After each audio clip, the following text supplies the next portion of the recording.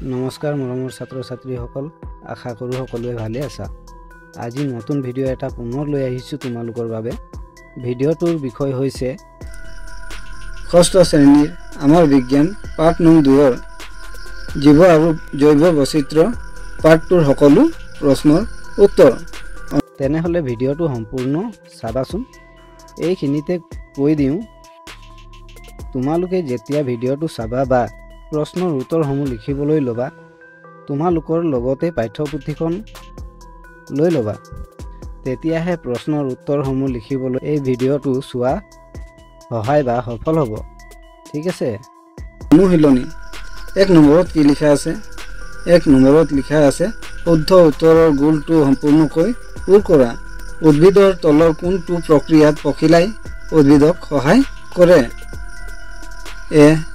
অভিযোজন, বি. খাদ্য প্ৰস্তুতকৰণ, চি. প্ৰজনন, ডি. শ্বাস প্ৰশ্বাস। উত্তৰটো তোমালোকে লিখিবা চি অপশ্যনটো, প্ৰজনন। নেক্সট, ডালিম গছ এবিধ? এ. বৃক্ষ, বি. গুল্ম, চি. তৃণ, ডি. আৰোহী লতা। উত্তৰ হৈছে বি অপশ্যনটো, গুল্ম। তলৰ কোনবিধ জলজ উদ্ভিদ নহয়? এ. পদুম, বি. খৰিকাজাই, চি. পুনি, ডি. ভেট। উত্তৰটো তোমালোকে লিখিবা বি অপশ্যনটো, খৰিকাজাই। চৰাই ডেউকা হ'ল? এ. পাখিৰ ৰূপান্তৰ, বি. আগঠেঙৰ ৰূপান্তৰ, চি. পিছ ঠেঙৰ ৰূপান্তৰ, ডি. এ আৰু বি দুয়োটাই। উত্তৰটো তোমালোকে লিখিবা বি অপশ্যনটো, আগঠেঙৰ ৰূপান্তৰ। ঠাণ্ডা ঠাইত থকা জন্তুবোৰৰ দেহত দীঘল নোমৰ কাৰ্য কি? এ. ই দেহক তাপৰ পৰা সুৰক্ষা দিয়ে, বি. ই দেহক বৰষুণৰ পৰা সুৰক্ষা দিয়ে, চি. ই দেহক শীতৰ প্ৰকোপৰ পৰা সুৰক্ষা দিয়ে, ডি. ই দেহক আঘাতৰ পৰা সুৰক্ষা দিয়ে। উত্তৰত তোমালোকে লিখিবা চি অপশ্যনটো, ই দেহক শীতৰ প্ৰকোপৰ পৰা সুৰক্ষা দিয়ে। এইখিনিতে ক'ব বিচাৰোঁ যে তোমালোকে যদি আমাৰ চেনেলটোত নতুন আহিছা, তেনেহ'লে চেনেলটো ছাবস্ক্ৰাইব কৰি ল'বা আৰু বেলৰ আইকনটো ক্লিক কৰি ল'বা। তেতিয়াহে এনেধৰণৰ ভিডিঅ'বোৰৰ ন'টিফিকেশ্যন তোমালোকে প্ৰথমে পাবা। ঠিক আছে। আৰু ফেচবুকত চাই আছা, তেনেহ'লে ফেচবুকৰ পেজটো ফ'ল' কৰি ল'বা। আৰু ভিডিঅ'টো যদি তোমাৰ চাই পিনে সহায় হৈছে, তেনেহ'লে লাইক এটা আৰু কমেণ্ট এটা ধুনীয়াকৈ কৰি দিবা। ঠিক আছে। নাম্বাৰ 2ত কি লিখা আছে? নাম্বাৰ 2ত লিখা আছে খালী ঠাই পূৰ কৰা। বীজপত্ৰৰ ড্ৰেছৰ ভিতৰত থাকে? উত্তৰ হৈছে বীজপত্ৰ বীজৰ ভিতৰত থাকে। জালৰ দৰে হীৰাবিনাশ ড্ৰেছ উদ্ভিদৰ চৰিত্ৰ? উত্তৰ হৈছে জালৰ দৰে হীৰাবিনাশ দ্বিবীজপত্ৰী উদ্ভিদৰ চৰিত্ৰ। ওঠৰ কোষটোত ড্ৰেছ জমা হৈ থাকে? উত্তৰত তোমালোকে লিখিবা ওঠৰ কোষটোত চৰ্বি জমা হৈ থাকে। পৰ্বতৰ অঞ্চলৰ গছ আকৃতি ড্ৰেছৰ দৰে? উত্তৰত তোমালোকে লিখিবা পৰ্বতীয়া অঞ্চলৰ গছৰ আকৃতি শংকুৰ দৰে। ফোঁফোলা হাড় ড্ৰেছৰ এক চৰিত্ৰ? উত্তৰত তোমালোকে লিখিবা ফোঁফোলা হাড় চৰাইৰ এক চৰিত্ৰ। নাম্বাৰ 3ত কি লিখা আছে? নাম্বাৰ 3ত লিখা আছে চমু উত্তৰ লিখা। আৱাসস্থল কাক বোলে?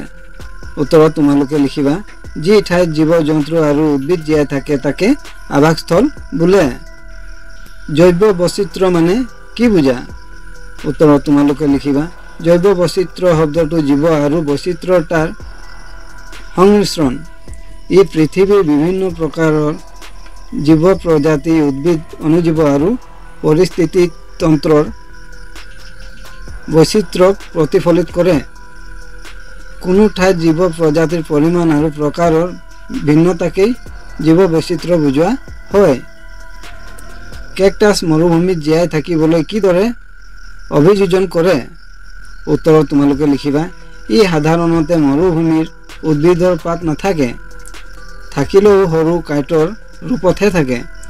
এই ব্যৱস্থাই প্ৰচেদনৰ জৰিয়তে পানীৰ ক্ষয় ৰোধ কৰাত সহায় কৰে। কেকটাছৰ ক্ষেত্ৰত দেখা পাত অদৃষ্ট অংশবোৰ আচলতে কাণ্ডৰ পৰিৱৰ্তিত ৰূপ। এই কাণ্ডই সকলো সংৰক্ষণ কৰে আৰু মমজাতীয় ডাঠ আৱৰণেৰে আবৃত হৈ পানী সংৰক্ষণত সহায় কৰে। কেকটাছৰ শিপা মাটি বহু গভীৰ অংশলৈ সোমাই পানী শোষণ কৰে, যি মৰুভূমিৰ কঠিন পৰিৱেশত থাকে ৰোৱাৰ বাবে অত্যন্ত প্ৰয়োজন। নেক্সট কি লিখা আছে? নেক্সটত লিখা আছে জীৱৰ তিনিটা সাধাৰণ বৈশিষ্ট্য লিখা।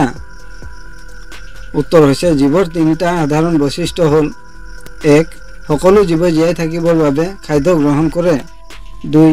সকলো জীৱৰ বংশ বৃদ্ধি হয়। 3. সকলো জীৱৰ বৃদ্ধি আৰু বিকাশ হয়। সমান্তৰাল হীৰা বিন্যাস থকা তিনিবিধ পাতৰ উদাহৰণ দিয়া। উত্তৰ: সমান্তৰাল হীৰা বিন্যাস থকা তিনিবিধ পাতৰ নাম হ'ল ধান, ঘেঁহু আৰু মাকৈ। জৈৱ বৈচিত্ৰ্যৰ গুৰুত্ব লিখা। উত্তৰত তোমালোকে লিখিবা জৈৱ বৈচিত্ৰ্য মানে হৈছে উদ্ভিদ, জন্তু, চৰাই, পোক পতংগ আদি সকলো জীৱৰ বৈচিত্ৰ্য। এইবোৰ পৰস্পৰৰ সৈতে সম্পৰ্ক ৰাখে, যেনে চৰাই পোক পতংগ খাই শস্যক ৰক্ষা কৰে, পখিলাই ফুলৰ পৰা মৌ খায় আৰু ইয়াৰ ফলত উদ্ভিদৰ বংশ বৃদ্ধি সহায় কৰে। উদ্ভিদে প্ৰাণীক খাদ্য আৰু অক্সিজেন দিয়ে আৰু প্ৰাণীয়ে উদ্ভিদক কাৰ্বন ডাই অক্সাইড গেছ এৰি দিয়ে। এইদৰে পৰিৱেশৰ ভাৰসাম্যতা বজাই ৰাখে। সেয়ে জৈৱ বৈচিত্ৰ্যৰ সংৰক্ষণ কৰি ৰখাটো অতি প্ৰয়োজনীয়। তোমালোকে বুজি পাইছা নহয়? যদি বুজি নোপোৱা তেনেহ'লে কমেণ্ট কৰি জনাবা। চৰাই জৈৱ বৈচিত্ৰ্যত এক প্ৰয়োজনীয় অংশ ব্যাখ্যা কৰা। উত্তৰ হৈছে চৰাইবোৰ পৰ্যাবৰণৰ আৰু জৈৱ বৈচিত্ৰ্যৰ বাবে অতি গুৰুত্বপূৰ্ণ। চৰাইবোৰে পথাৰত পোক পতংগ খাই কৃষকৰ সহায় কৰে আৰু শস্য ৰক্ষা কৰে। চৰাইয়ে ফুলৰ পৰা মধু খোৱাৰ সময়ত পৰাগ সঞ্চালন কৰে, যাৰ ফলত উদ্ভিদৰ বংশবৃদ্ধি হয়। ইয়াৰ উপৰি চৰাইবোৰে ফল খায় আৰু গুটিসমূহ মাটিত ছটিয়াই দিয়ে, যাৰ ফলত নতুন গছ পুলি হয়। গছত বাঁহ সাজি থাকি চৰাইয়ে পোক পতংগৰ সংখ্যা নিয়ন্ত্ৰণ কৰি ৰাখে। এইদৰে চৰাইয়ে পৰিৱেশৰ ভাৰসাম্য বজাই ৰাখে। এইবাবে চৰাইবোৰ জৈৱ বৈচিত্ৰ্যৰ এক প্ৰয়োজনীয় অংশ। নাম্বাৰ 4ত কি লিখা আছে? নাম্বাৰ 4ত লিখা আছে শুদ্ধ নে অশুদ্ধ লিখা। 1. সকলোবোৰ পতংগই আমাৰ বাবে অপকাৰী। উত্তৰ হৈছে অশুদ্ধ। 2. চৰাই অৰণ্যৰ বিস্তাৰণত সহায় কৰে।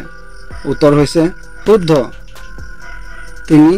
পৰিৱেশৰ সকলো জীৱৰ মাজত কোনো ধৰণৰ পৰস্পৰ সম্পৰ্ক নাই। উত্তৰ হৈছে অশুদ্ধ। 4.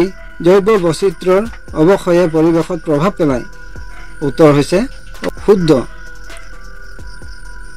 5. অতিপাত ঠাণ্ডাৰ ঠাইত কোনো জীৱই জীয়াই থাকিব নোৱাৰে। উত্তৰ হৈছে অশুদ্ধ। এতিয়া আমি জনাত তোমালোকৰ নিশ্চয় সহায় হৈছে বুলি আশা কৰোঁ আৰু এই ভিডিঅ'টো চোৱাৰ বাবে ধন্যবাদ।